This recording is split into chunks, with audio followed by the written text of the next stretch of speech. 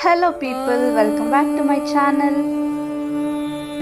ಎಷ್ಟೋ ದಿವಸದಿಂದ ಬಂಡೆ ಮಕ್ಕಳಮ್ಮ ದೇವಸ್ಥಾನಕ್ಕೆ ಹೋಗಬೇಕು ಅಂತ ಇದ್ದೆ. ಅದಕ್ಕೆ ಇವತ್ತು ಟೈಮ್ ಸಿಕ್ತು ಅಂತ ಬೆಳಗ್ಗೆ ಬೇಗನೆ ಎದ್ದು ಅಮ್ಮನ ಬಸ್ ಸ್ಟಾಪಲ್ಲಿ ಡ್ರಾಪ್ ಮಾಡಿಬಿಟ್ಟು ಅಮ್ಮನ ಹತ್ರ ಕಾಡಿ ಬೇಡಿ ಕಾಸು ಇಸ್ಕೊಂಡು ಬಸ್ ಸ್ಟಾಪಿಗೆ ಹೋದರೆ ಬಸ್ ಮಿಸ್ ಆಗೋಯ್ತು.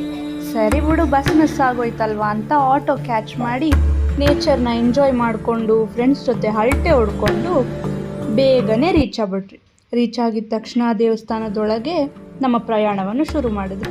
ಈ ದೇವಸ್ಥಾನಕ್ಕೆ 1200 ವರ್ಷಗಳ ಇತಿಹಾಸವಿದೆ. ಇಲ್ಲಿ ಮಾಟ ಮಂತ್ರಗಳು, ಕೈ ಕೆಲಸಗಳು ಎಲ್ಲವನ್ನು ಬಿಡಿಸ್ತಾರೆ. ದೇವಸ್ಥಾನದೊಳಗೆ ಹೋಗಿದ ತಕ್ಷಣ ಎಷ್ಟು ಪೀಸ್ಫುಲ್ ಆಗಿತ್ತು.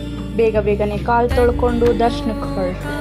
ಹೋಗ್ತಾ ದಾರಿಯಲ್ಲಿ ಅಲ್ಲಿದ್ದ ಪುರಾತನವಾದ ಮರವನ್ನು ದರ್ಶನ ಮಾಡ್ಕೊಂಡು ಒಳಗೆ ಹೊರಟು.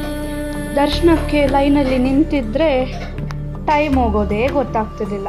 ಹಾಗೆ ಆ ಕಡೆ ಈ ಕಡೆ ಹಾಕಿರೋ ಫೋಟೋಸ್ನೆಲ್ಲ ನೋಡಿಕೊಂಡು ಆ ತಾಯಿಯ ಸ್ಮರಣೆ ಮಾಡುತ್ತಾ ಮುನ್ನಡೆದ್ವಿ.